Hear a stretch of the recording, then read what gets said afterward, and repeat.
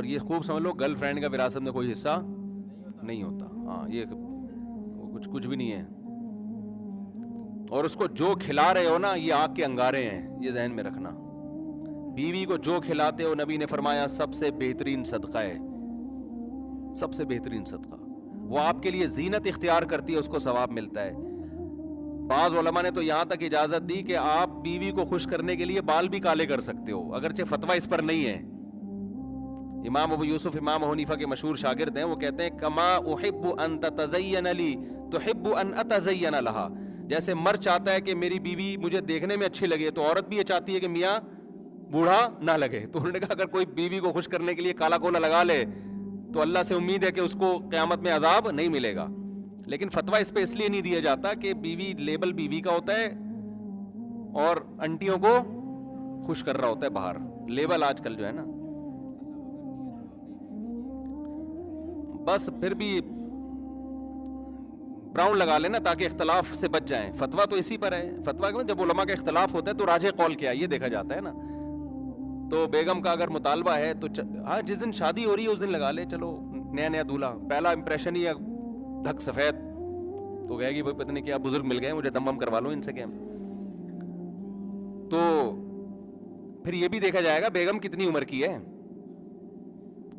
تو وہ 60 سال کی ہے, دولہا 70 سال کا کالا کولا لگا کے آ رہا ہے, تو یہ بھی تو غلط ہے نا بھائی. تو اس میں ایک براؤن لگا لو, براؤن لگا لو. تو خیر گرل فرینڈ کو ایک لقمہ بھی کھلاؤ گے نا, اس کے لیے جو صبح صبح نہیں تیل لگا کے جا رہے ہوتے ہیں یوں یوں کر کے, اس پہ کوئی ثواب, عذاب ہے, یہ عذاب ہے. اس لیے ہم بار بار کہہ رہے ہیں یار پاکیزہ راستے کو اختیار کرو نا. کیا ہے تمہیں, کیا تکلیف کیا ہے اس میں, جس میں معاشرہ بھی خوش ہوگا, اس کے سوسائٹی پہ اثرات بھی بہت اچھے پڑیں گے, آپ کا خاندان آباد ہوگا, بڑھاپے میں سہارا بنے گا, اس کو آپ کی وراثت ملے گی. دیکھو بیویوں کے لیے لوگ پراپرٹی بنا رہے ہوتے ہیں کہ میں مر جاؤں گا تو اس بیچاری کا کیا ہوگا. گرل فرینڈ کے لیے کوئی نہیں بناتا, اس کو پتا ہے ٹائم پاس ہے. صحیح ہے نا. ایک گندے بھنگیوں چماروں والا کام ہے جس کو آج اتنا پروموٹ کیا جا رہا ہے. بھنگیوں چماروں والا کام ہے یہ. خاندانی آدمی, پیغمبروں کی سنت, وہ نکاح ہے. تو خیر جلدی سے بات کو سمیٹوں تو جو فرائض واجبات پورا کرتے ہیں اور کبیرہ گناہوں سے بچتے ہیں, جتنا بھی ٹائم ویسٹ کر لو, پھر کبیرہ میں یہ بھی داخل ہے کہ آپ کا پر جو نان نفقہ واجب ہے, کیونکہ کچھ بے روزگار گھر میں پڑے رہتے ہیں, نماز کے ٹائم پہ مسجد میں آئیں گے پھر جا کے سو جائیں گے, پھر آئیں گے نماز پڑھ کے جا کے پھر سو جائیں گے, پھر نماز پڑھ کے آئیں گے سو جائیں گے. وہ کہتے ہیں ہم کبیرہ گناہوں سے بچ رہے ہیں الحمدللہ. تو بھائی یہ کمانا بھی تو فرض ہے نا. اگر آپ کما نہیں رہے, اپنے باپ پہ بالغ ہونے کے بعد بھی بوجھ بنے ہوئے ہیں اور بیوی بچوں کا خرچہ نہیں اٹھا رہے, تو کبیرہ میں آپ مبتلا ہیں, کیونکہ اس کو نان نفقہ اس کا دینا آپ پر فرض ہے, تو یہ حقوق العباد میں داخل ہے.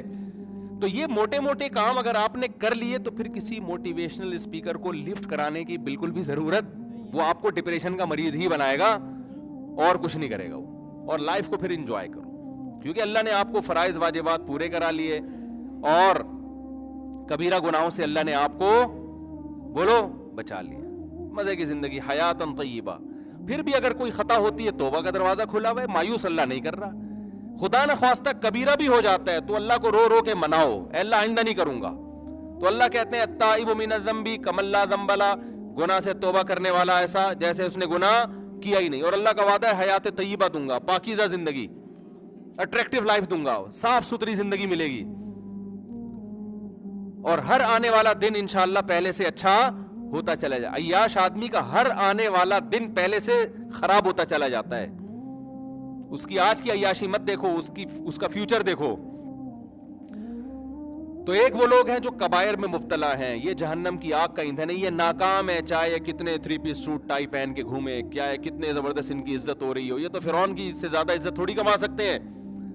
اور ایک وہ لوگ ہیں جو کبائر سے بچتے ہیں. اور اگر آپ نے ایک کیٹیگری کے لوگوں میں آنا ہے تو والسابقون السابقون, پھر مستحبات کو بھی پورا کرو آپ. پھر کیا کرو, مستحبات کو, رات کو تہجد بھی پڑھو آپ.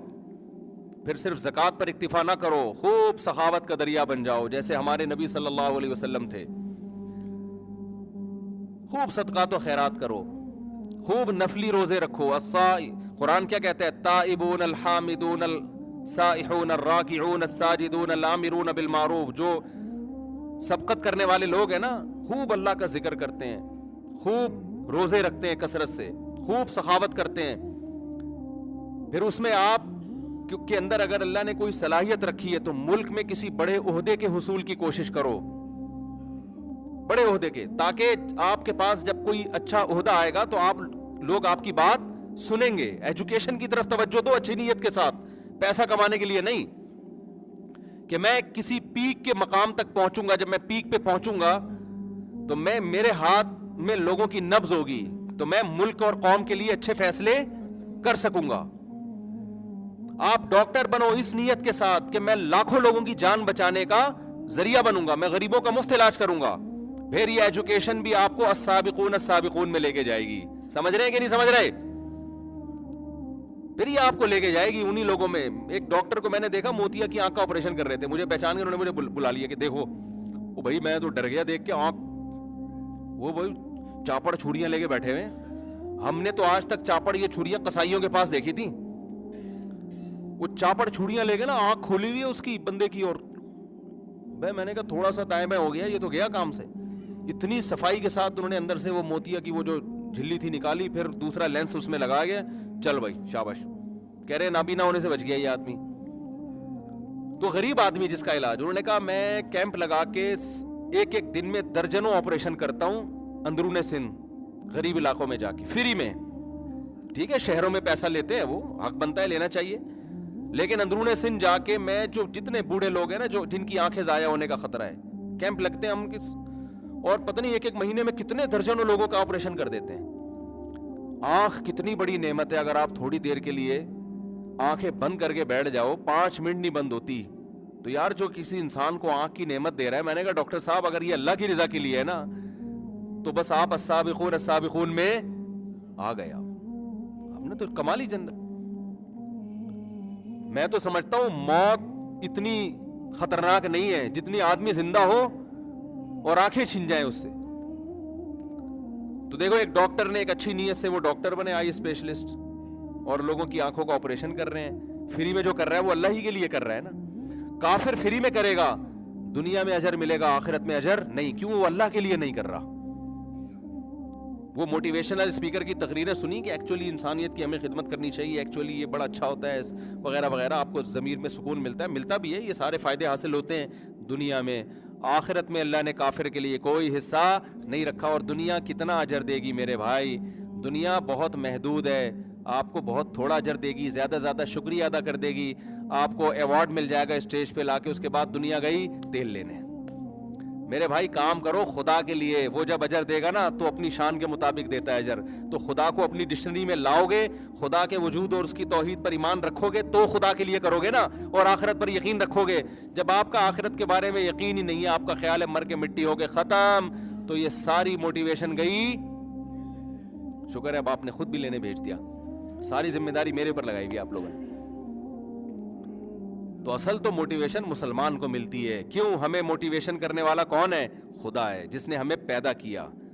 ہم اپنی ڈکشنری سے اس کو نہیں نکالتے, ہم اسی کے لیے نماز پڑھتے ہیں, اسی کے لیے روزہ رکھتے ہیں, اسی کے لیے ان صلاتی و نسکی و محیایا و مماتی للہ رب العالمین. اے نبی آپ ان سے بتا دیجئے کہ کافر میں مسلم میں فرق کیا ہے, کہ کافر سارے کام انسانوں کے لیے کرتا ہے, ریاست کے لیے کرتا ہے, اپنے لیے کرتا ہے. اور آپ ان کو کہہ دیجئے ان صلاتی و نسکی و محیایا و مماتی, میری نماز, میری قربانی, میرا جینا, میرا مرنا کس کے لیے؟ اللہ کے لیے. تو ہمارے لیے بہت آسان راستہ ہے میرے بھائی. سب کچھ کس کے لیے؟ ہم تو ابا اماں کو خوش کرتے ہیں, کس کے لیے؟ اماں کے لیے کر رہے ہوتے ہیں. ابا کو ابا کے لیے نہیں کر رہے ہوتے.